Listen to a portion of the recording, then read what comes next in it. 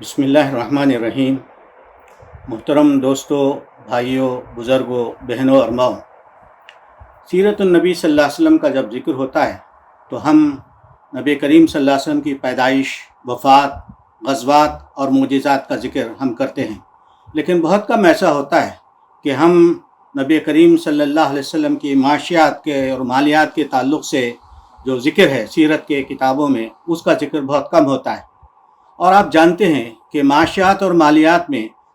مال کے تعلق سے تین اہم چیزیں ہوتی ہیں: تکوین ثروت، کریشن آف ویلتھ، تقسیم دولت، ڈسٹریبیوشن آف ویلتھ، اور کنزمپشن آف ویلتھ، وہ جو ہے صرف دولت۔ یہ تینوں چیزیں جو ہے بہت اہمیت کے حامل ہیں۔ اب ہم دیکھیں گے کہ نبی کریم صلی اللہ علیہ وسلم کی زندگی میں ان تینوں پہلوؤں پر ہمارے لیے کیا رہنمائی ملتی ہے۔ آپ اپنی جوانی ہی میں جب مکے میں تھے، اپنے چچا ابو طالب کے ساتھ جو ہے نا شام کا تجارتی سفر کیا، اور اس کے بعد حضرت خدیجہ کی مال لے کر جو ہے آپ عرب کے مختلف علاقوں میں گئے، اور اپنی کاروبار کے ذریعے سے، اپنی دیانت کے ذریعے سے، اپنی سلیقہ مندی کے ذریعے سے، اپنے کاروباری سگاسٹی کے ذریعے سے انہوں نے بہت مال کمایا اور صادق اور امین کے حیثیت سے مشہور ہوئے۔ تو یہ ہمارے پاس مکے کی زندگی ہے۔ پھر مدینے میں جب اللہ کے رسول صلی اللہ علیہ وسلم گئے تو مہاجرین جو ہے زیادہ تر تاجر لوگ تھے، اور وہاں تجارت میں جو ہے مارکیٹ میں یہودیوں کا قبضہ تھا۔ آپ نے وہاں سوق المدینہ بنائی، مدینہ مارکیٹ بنائی، اور آپ نے فرمایا الجالب الی سوقنا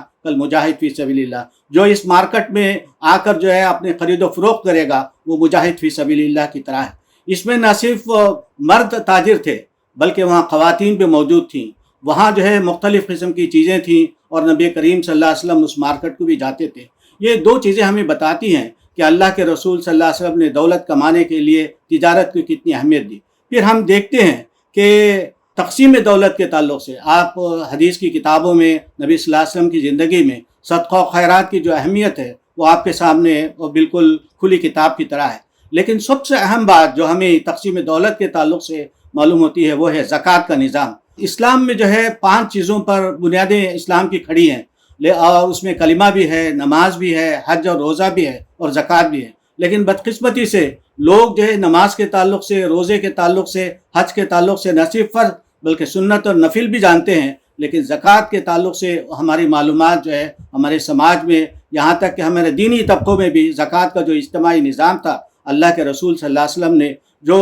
ایک کیئرنگ اور شیئرنگ سوسائٹی بنائی تھی، اور آپ جانتے ہیں کہ اللہ کے رسول نے فرمایا تؤخذ من اغنیاہم وترد الی فقراہم، مالداروں سے حاصل کرو اور پھر غریبوں میں تقسیم کرو۔ حال یہ تھا کہ حضرت عمر بن عبدالعزیز کے دور میں اور حضرت عمر کے زمانے میں زکوٰۃ لینے والا نہیں تھا، یہ کیئرنگ اور شیئرنگ سوسائٹی وہاں تھی۔ آج سیرت کی روشنی میں ہمیں اسی قسم کی ایک سوسائٹی کو بنانے کی ضرورت ہے۔ اور پھر اس میں یہ بھی تھی کہ ہم قرض دینے کے تعلق سے بھی احادیث میں جو تلقین ہے، اور جو قرض نہ دیتے ہوں ان کے تعلق سے جو وعیدیں ہیں، یہ بھی ہمارے سامنے رہنے کی ضرورت ہے۔ اور قرض جو ہے آج ہماری زندگی کا، مالیات اور معیشت کا ایک اہم پہلو ہے، اس میں بھی سیرت رسول صلی اللہ علیہ وسلم سے جو ہے ہمیں روشنی ملتی ہے۔ آخر میں جو ہے صرف دولت کو کہاں سے کمایا اور کہاں خرچ کیا، یہ بہت اہم چیز ہے۔ آپ جانتے ہیں کہ قیامت کے دن انسان کو جو ہے جو جواب دہی کرنی پڑتی ہے، اس میں 5 چیزوں میں یہ کہ ہے کہ مال کہاں سے کمایا اور کیسے خرچ کیا۔ یہ 2 اہم سوال ہیں جو قیامت میں جو ہے ہمیں اللہ کے حضور جواب دینے کی ضرورت ہے۔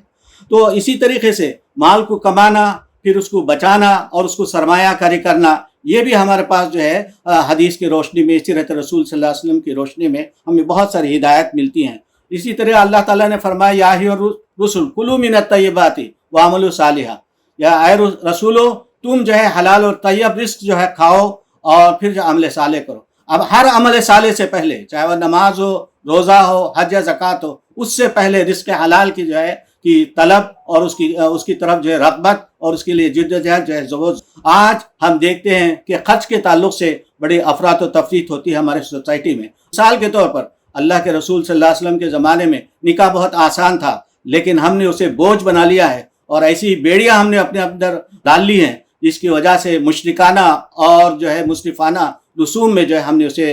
جکڑ لیا ہے۔ اس لیے ہم جو ہے اس سے مال کی جو ہے صرف میں ہم جو ہے احتیاط برتیں اور دیکھیں مال کیسے کمائیں، مال کیسے تقسیم کریں،